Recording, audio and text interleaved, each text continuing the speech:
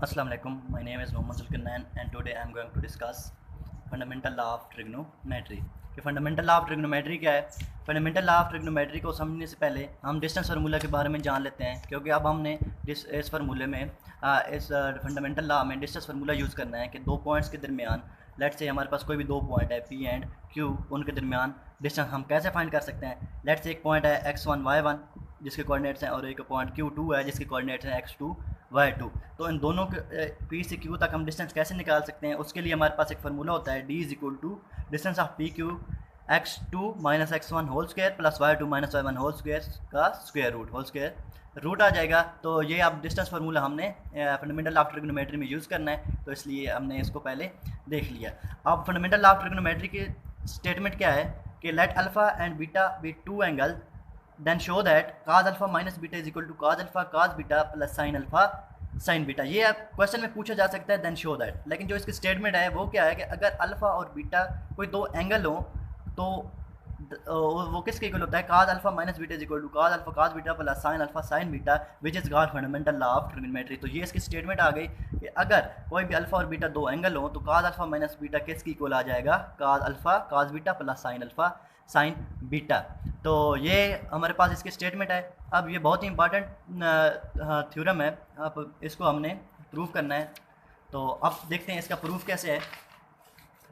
Consider a unit circle with centre at O, कि हमारे पास एक यूनिट सर्कल है जिसका सेंटर कहाँ पे है, O पे है। तो यूनिट सर्कल क्या होता है, एक ऐसा सर्कल जिसका रेडियस 1 हो। यहाँ से देख लें r = 1, यहाँ से जितना जहाँ O सेंटर से लेके उसके किसी भी पॉइंट तक जो हम डिस्टेंस लेते हैं वो रेडियस होता है। तो वो हमारे पास यहाँ पे कितना होगा, सबके लिए 1 होगा। And alpha beta are in standard position. Alpha beta standard position का क्या मतलब है कि कोई हमने ये एक एंगल ले लिया पॉजिटिव एक्स के साथ, तो ये जो एंगल बनेगा इसको हम कहेंगे स्टैंडर्ड पोजीशन के साथ एंगल। तो दो हमारे पास एंगल हैं अल्फ़ा और बीटा जो कि किस पोजीशन पे है, स्टैंडर्ड पोजीशन पे है। तो अब जहाँ से देखेंगे हमने कोई भी एक रे ड्रा की O से लेके जो इसको A पे कट करती है, और इस तरह एक और रे ड्रा की जो O से पॉइंट P पे कट करती है। अब ये रे अब यहाँ से लेके हम लेट कर लेते हैं कि जो यहाँ वो एक्स एक्सिस से लेके A तक जो एंगल बन रहा है वो हमारे पास क्या बन रहा है, अल्फ़ा, और जो एक्स एक्सिस से लेके B तक एंगल बन रहा है वो हमारे पास क्या है, बीटा। तो अल्फ़ा और बीटा स्टैंडर्ड एंगल थे, तो ये एक्स एक्स के साथ बने। यहाँ से लेके यहाँ तक एक्स एक्सिस का A के साथ जो एंगल बना उसको हमने अल्फ़ा का नाम दिया, और जो B के साथ बना उसको बीटा का नाम दिया। अब देखें यहाँ से लेके यहाँ तक ये जो एंगल बना ये टोटल कितना बना, अल्फ़ा, और यहाँ से लेके यहाँ तक बीटा। अब ये जो एंगल बच जाएगा ये कितना होगा, टोटल कितना है, यहाँ से लेके यहाँ तक टोटल अल्फ़ा और यहाँ से लेके ये बीटा, यहाँ से अब ये बच गया। टोटल में से अगर ये हम निकाल दें तो ये हमारे पास ये वाला हिस्सा आ जाएगा जो कि है अल्फ़ा माइनस बीटा।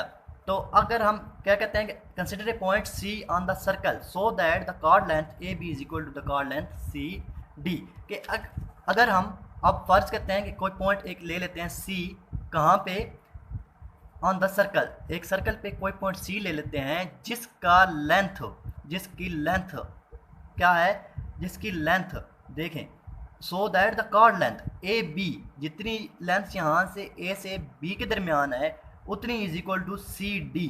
इसको हमने कोई नाम दे देते हैं D का, यहाँ C से जितने और C और D आपस में इक्वल है।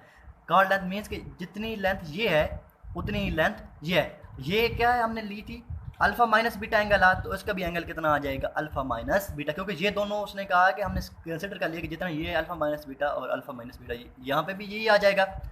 तो इसका क्या मतलब है कि AB is equal to CD, chord length AB is equal to chord length CD।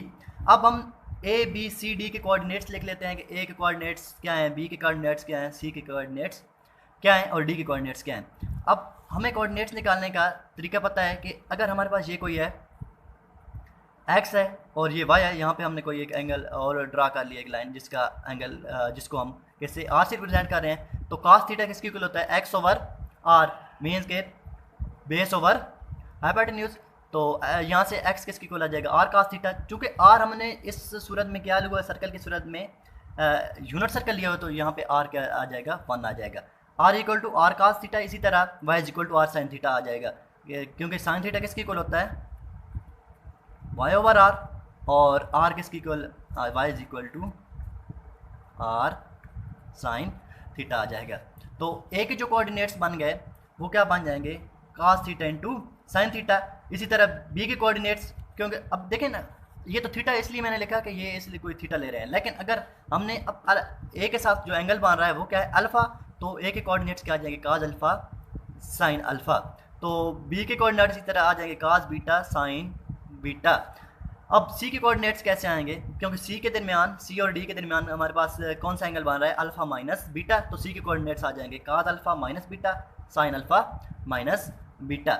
D के कोऑर्डिनेट्स कैसे आएंगे, डी के कोऑर्डिनेट्स अब देखें यहाँ से लेके यहाँ तक ये क्या है, हमने कोऑर्डिनेट्स कैसे निकाले, एक्स इक्वल टू आर कैसे, y equal to r sine theta, दो पॉइंट्स के दरमियान निकालते हैं ना। अब यहाँ से ये तो है मीन्स के, अब यहाँ से देखें ओ से लेके ए तक ये डिस्टेंस कितना है, एक्स का यहाँ से डिस्टेंस कितना आ रहा है 1, और वाई यहाँ पे एक्स पे क्या है 0, तो यहाँ से लेके यहाँ तक एक्स का तो यूनिट है मीन के 1 है, तो और वाई कोऑर्डिनेट्स क्या आ जाएगा 0, तो इसका कितना आ जाएगा 1 0। तो हमने अब कोऑर्डिनेट्स निकाल लिए, ए के कोऑर्डिनेट्स है cos alpha sine alpha, B के कोऑर्डिनेट्स है cos बीटा साइन बीटा, और सी के कोऑर्डिनेट्स आ गए cos alpha minus beta sine alpha minus beta, D के कोऑर्डिनेट्स आएंगे अल्फ़ा माइनस बीटा। अब चूँकि हमने ये बात कही हुई है कि जो ए बी कार्ड लेंथ है वो सी डी कार्ड लेंथ के इक्वल है, तो यहाँ से हम क्या करते हैं, A B is equal to C D. अब डिस्टेंस फार्मूला हमने यूज़ करना है जो हमने पहले स्टार्ट में पढ़ा था कि distance formula between 2 points A B. अब ए बी के दरमियान जब हमने डिस्टेंस फार्मूला लगाया तो क्या बन गया, cos beta minus cos alpha whole square plus sine beta minus sine alpha whole square is equal to C D. ये cos, क्योंकि ये कोऑर्डिनेट्स हैं ना, इन दोनों कोऑर्डिनेट्स के दरमियान cos बीटा cos अल्फ़ा, तो यहाँ पे यही फार्मूला हमने यूज़ किया, cos beta minus cos alpha plus sine beta minus sine alpha. अब डी के कोऑर्डिनेट्स क्या हैं 0 1 0, और सी के कोऑर्डिनेट्स क्या है cos alpha minus beta sine alpha minus beta. यहाँ पे हम ये फार्मूले यहाँ पे इस तरह लगाएंगे, 1 minus cos alpha minus beta whole square plus 0 minus sine alpha minus beta whole square. तो दोनों तरफ स्क्वायर रूट, जब स्क्वायर लेंगे दोनों तरफ स्क्वायर रूट ख़त्म हो जाएगा, कट जाएगा, तो ये बन जाएगा cos beta minus cos alpha whole square plus sine beta minus sine alpha whole square is equal to 1 minus cos alpha minus beta whole square plus 0 minus sine alpha minus beta whole square. यहाँ तक clear है, यहाँ तक ये आ जाएगा। अब इसके बाद जब हमने स्क्वायर को ओपन किया तो ये बन जाएगा a square plus b square minus 2ab, means के cos alpha square plus cos beta square minus 2 cos alpha cos beta, plus इसी तरह दूसरे पे हमने जब लगाया sine alpha square plus sine beta square minus 2 sine alpha sine beta. इस तरह राइट हैंड साइड पे भी इस तरह हमने स्क्वायर का फार्मूला ओपन कर दिया, तो ये कुछ इस तरह का बन गया। अब देखें cos square alpha plus cos square beta ये किसकी इक्वल आ जाएगा, नहीं sorry, cos square alpha plus sine square alpha ये किसकी इक्वल आ जाएगा 1 के, और cos square beta plus sine square beta ये किसकी इक्वल आ जाएगा, ये भी 1 के, माइनस यहाँ से 2 कॉमन आ रहा है, 2 कॉमन आ रहा है, cos alpha cos beta plus sine alpha sign. इसी तरह राइट हैंड साइड पे आप ये चेक कर लें, cos square alpha minus beta plus sine square alpha minus beta ये 1 आ जाएगा, ये 1 पहले से मौजूद है, और इन दोनों को मिला के ये 1 आ जाएगा, और minus 2 cos alpha minus beta. अब ये 2 बन जाएगा और ये 2, ये दोनों आपस में कैंसिल हो जाएंगे कि हमारे पास क्या बच जाएगा, minus 2 cos alpha cos beta plus sine alpha sine beta, और यहाँ पे क्या आ जाएगा minus 2 cos alpha minus beta. इसको हम इस तरह भी लिख सकते हैं, यहाँ 2 साइड इस साइड पे जाके डिवाइड हो जाएगा, कैंसिल हो जाएगा, क्या बन जाएगा cos alpha cos beta plus sine alpha sine beta is equal to cos alpha minus beta. तो एंड पे ये क्या बन गया हमारे पास, cos alpha minus beta is equal to cos alpha cos beta plus sine alpha sine beta. तो यही हमारे पास क्या है, फंडामेंटल लॉ ऑफ ट्रिग्नोमेट्री। इस फॉर्मूले को cos alpha minus beta is equal to cos alpha cos beta plus sine alpha sine beta को हम क्या कहते हैं, फंडामेंटल लॉ ऑफ ट्रिग्नोमेट्री। तो ये इसका प्रूफ यहाँ पे मुकम्मल हो गया है। इंशाल्लाह उम्मीद करता हूँ आपको समझ आ गई होगी। अल्लाह हाफिज़।